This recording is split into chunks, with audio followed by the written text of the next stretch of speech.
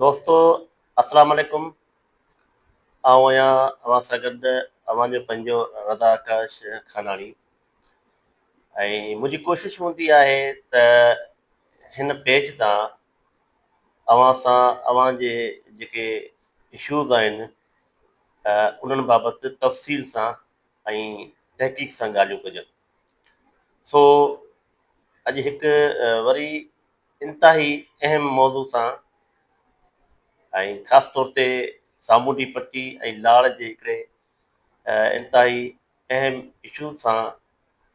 गॾु हाज़िर थियो आहियां। दरअसल ॻाल्हि इहा आहे त कारो गुंगड़ो सिम नालो उनखे बि ॼण त LBOD बणायो पियो वञे। इन मौज़ू ते पाण अंगनि अखरनि सां तफ़सील सां ॻाल्हाईंदासीं, पर उनखां पहिरीं कारे गुंगड़े जे बारे में थोरो तव्हां सां कुझु ॻाल्हियूं शेयर करे वठां। कारो गुंगड़ो सिम नालो जेको टंडे मामद खान ज़िले जे हदनि खां निकिरी सुजावल ऐं बदीन ज़िले जे बॉर्डर सां गुज़री समुंड में किरे थो। ही इंतिहाई अहम सिम नालो जेको माज़ी में दरिया जो वहिकिरो हो, उनखे 1959 में सिम नाले तर खोटाए मुकमल कयो वियो ऐं 80 किलोमीटर डिघो ही जेको सिम नालो उनजी जेका पाणी जी निकासी जी जेका गुंजाइश आहे उहा 1232 क्यूसिक आहे, जॾहिं त हिन सिम नाले जी जेका वेकर आहे उहा हिन वक़्तु फ़क़ति 15 फुट आहे। ऐं गुंगड़ो सिम नाले में जेका बरसाति जो पाणी जेको सट सहण जी जेका उनमें सघ आहे उहा फ़क़ति 170 मिलीमीटर आहे, जॾहिं त 2020 ऐं 2022 वारियूं जेके तबाहकुन बरसातूं पयूं हुयूं, जेके 250 मिलीमीटर बरसातूं हिन इलाइक़े में पयूं हुयूं, जंहिंजे करे गुंगड़ो हंधा हंधा ओवरफ्लो थियण जे करे फाटी पियो हो, जंहिंजे नतीजे में बदीन ज़िले में ख़ासि तौर ते तालके गोलारची में ऐं सुजावल ज़िले जे मिरपुर बठोरो ऐं जाती तालके में वॾी तबाही आई हुई। इंतिहाई अफ़सोसनाक ॻाल्हि इहा आहे त कारो गुंगड़ो तक़रीबन 25 सालनि खां शाह मुराद शुगर मिल ऐं दीवान शुगर मिल जो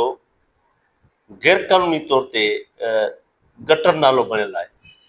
जंहिंजे नतीजे में हिन सिम नाले जे ॿिन्ही पासां 5 किलोमीटर जी एरिया में सवें ॻोठ आहिनि, शहर आहिनि, जेके 25 सालनि खां मुतासिर थींदा पिया अचनि। ख़ासि तौर ते जेके माण्हू आहिनि, इंसान आहिनि या चोपायो माल आहे, उन्हनि में मुख़्तलिफ़ क़िस्मनि जूं बीमारियूं आम बणियल आहिनि। हिन सिम नाले में शुगर मिलनि जे ज़हरीले पाणी जे अख़राज सबबि मच्छी जी जेका नस्ल आहे उहो तक़रीबन तबाह थी चुको आहे ऐं बदबूदार पाणी, ज़हरीलो पाणी जेको पीअण जे करे अलाए केतिरनि क़िस्मनि जा पखी मरी विया आहिनि ऐं सिम नाले जे आसपास या किनारनि ते मौजूदु नायाब क़िस्म जा जेके वण आहिनि उहे ख़तम थी विया आहिनि, जंहिंजे नतीजे में हिते माहौलाती तबाही आम आहे। दोस्तो, हाणे पाण ईंदासीं नए मनसूबे जे तरफ़। कारो गुंगड़ो सिम नालो जेको तव्हांखे ॿुधाए चुको आहियां, पहिरीं शुगर मिलनि जे ज़हरीले पाणी जो जेको ख़ुदि साख्ता गटर नालो बणियल आहे, उनखे हाणे वॾे पैमाने ते गटर नालो बणायो पियो वञे, या ॿियनि लफ़्ज़नि में ईअं खणी चइजे त बदीन, सुजावल ऐं टंडे मामद खान ज़िलनि खे तबाह करण जे लाइ हिकिड़ी नए LBOD जहिड़े नाकाम मनसूबे जी शुरूआत कई वई आहे। दरअसल हैदराबाद शहर जी जेका 70 लख आबादी आहे ऐं उन जो पाणी ऐं उन सां गॾोगॾु जेके हैदराबाद में मुख़्तलिफ़ फैक्ट्रियूं आहिनि उन्हनि जो जेको ज़हरीलो केमिकल वारो पाणी हिन खां पहिरीं फुलेली कैनाल ऐं पिञारी कैनाल में छोड़ थींदो रहियो आहे, उहो समूरो पाणी गुंगड़े में शिफ्ट करण लाइ गुंगड़े जे ज़रिए जेको समुंड में दाख़िल करण जे लाइ हिकिड़े नए मनसूबे जी 2022 खां शुरूआत कई वई आहे, जंहिंजी शुरूआति हैदराबाद जी दरिया खान पंपिंग स्टेशन खां हिकिड़ो पको नालो ठाहे जंहिंखे दीवान ड्रेन जो नालो ॾिनो वियो आहे, शुरूआत कई वई आहे।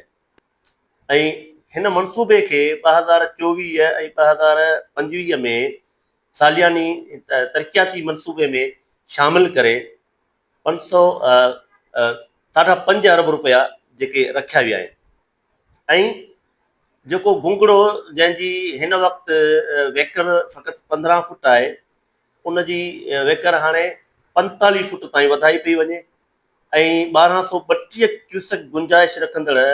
गुंगड़े जी गुंजाइश पुण जेका 1600 क्यूसेक ताईं वधाई पई वञे। ऐं उहो उन करे जो हैदराबाद जे फैक्ट्रियुनि ऐं हैदराबाद जी 50 लख इंसानी आबादी जो जेको माफ़ कजो दोस्तो, सो हैदराबाद जी 70 लख इंसानी आबादी ऐं फैक्ट्रियुनि जो जेको 400 क्यूसेक ज़हरीलो पाणी ऐं गंदो पाणी छोड़ करण जे लाइ जेका हैदराबाद में दरियाखल पंपिंग स्टेशन आहे, उतां खां हिकिड़ो पको नालो कढणु शुरू कयो वियो आहे, जंहिंजी शुरूआति 2022 खां कई वई। जेको हुसड़ी ताईं पिञारी सां गॾिजी ईंदो ऐं उनखां पोइ हिकिड़े रील पाक वटां हिकिड़ी कची शिमनाली जे ज़रिए उहो 400 क्यूसेक गंदो पाणी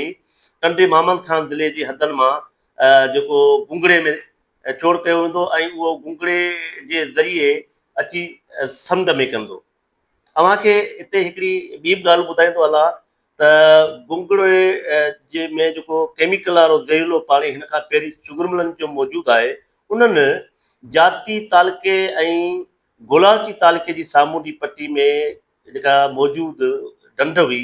झबो ढंढ जेका रामसर साइट में शामिल हुई, हिकिड़ी तारीख़ी ऐं हिकिड़ी ज़रख़ेज़ ढंढ हुई, उहा गुंगड़ो जे हिन ज़हरीले पाणी हिन खां पहिरीं मुकमल तौर ते ख़तमु करे छॾी आहे। सो तव्हां तसवर कयो त जॾहिं हैदराबाद जो इहो 400 क्यूसेक ज़हरीलो पाणी ऐं इन शुगर मिलनि जो ज़हरीलो पाणी सॼो साल जॾहिं गुंगड़े में वेंदो त उन जा नतीजा कहिड़ा निकिरंदा, कहिड़ियूं तबाहियूं ईंदियूं, कहिड़ी माहौलियाती भींग थींदी, उनखां पाण सभु बख़ूबी आगाह आहियूं। पर अफ़सोस जो हेॾे वॾे जेको तबाही जे मनसूबे जे ख़िलाफ़ अञा ताईं को तहरीक न वरितो वियो आहे। उहो उन करे जो अञा ताईं माण्हुनि खे ॼाण ई कोन्हे त इन मनसूबे ते कमु कयो पियो वञे या न। बहरहाल गुंगड़ो जेको आहे उनखे न रुगो गटर नालो पर हिकिड़ो नओं LBOD बणाइण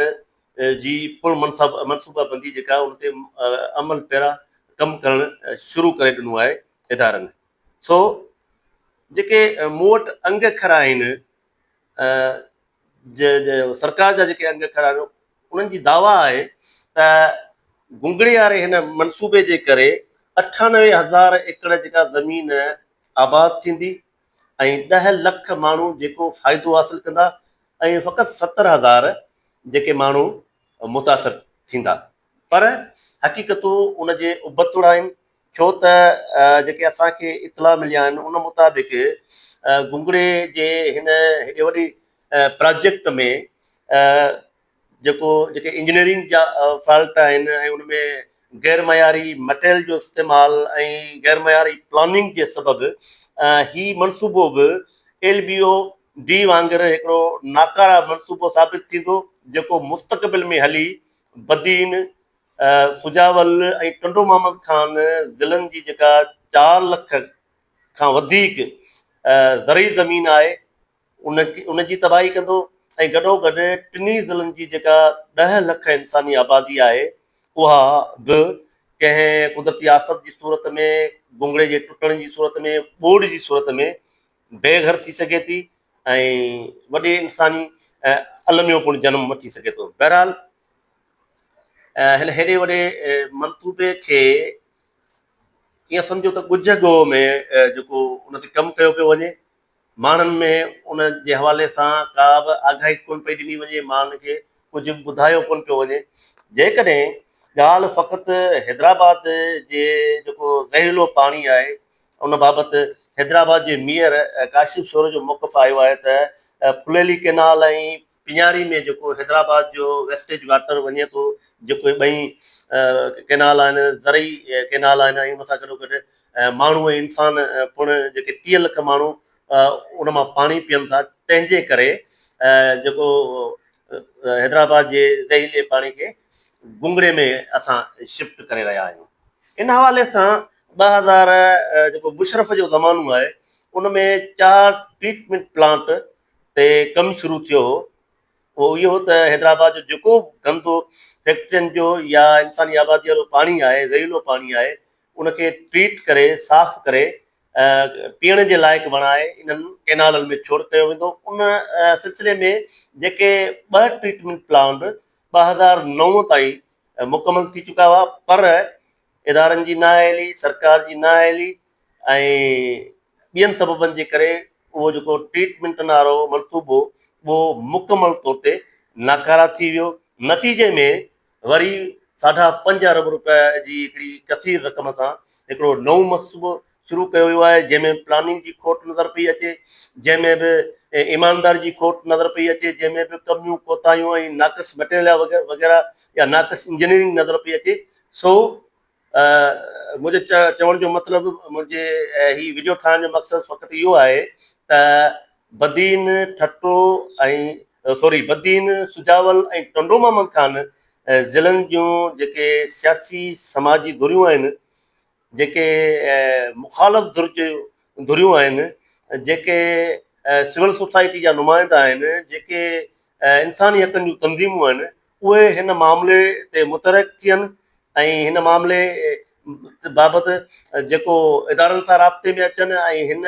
मनसूबे जी निगरानी कर। ख़ासि तौर ते जेके इन्हनि टिनी ज़िलनि जा चूंडियल नुमाइंदा आहिनि, जेके असेंबली में वेठा आहिनि, उन्हनि जी त ज़िमेदारी थिए थी त हू हिन मनसूबे जी निगरानी कनि ऐं हिन मनसूबे में जेके झोल आहिनि ऐं हिन मनसूबे में जेके बनबरियूं थियनि पियूं उन ते नज़र रखनि। ॿी सूरत में हीउ मनसूबो मुस्तक़बिल में मुआशी, समाजी ऐं माहौलियाती तबाही जो वॾो कारण बणिबो। ख़ासि तौर ते सामूंडी पट्टी जेका हिन वक़्तु बि माहौलियाती तबाही खे मोह ॾिए पई ऐं उते जेको माण्हू लड़पलाण करे रहिया आहिनि, एग्रीकल्चर तबाह थी वियो आहे ऐं जर जो पाणी जेको खारो थी वियो आहे, हिन मनसूबे जे मुकमल थियण सां या हिन मनसूबे जे ज़रिए जेको 1600 क्यूसेक फैक्ट्रियुनि जो ऐं शुगर मिलनि जो ज़हरीलो पाणी जेको 80 किलोमीटर जी एरिया मां गुज़री, 3 ज़िलनि जी एरिया मां गुज़री समुंड ताईं पहुचंदो, उहो न रुॻो आसपास जे लखे एकड़ ज़मीननि खे सुम्हई कलर जे वर चाढ़ींदो, उनखे ग़ैराबाद ऐं तबाह कंदो। माण्हुनि में, चौपाए माल में, पखी पखरनि में जेको बीमारियुनि जो कारण बणिबो, पर ॿियनि बि केतिरनि ई माहौलियाती तबाहियुनि जो पिणु बाहिस बणिबो। तव्हां सभिनी जी वॾी महिरबानी।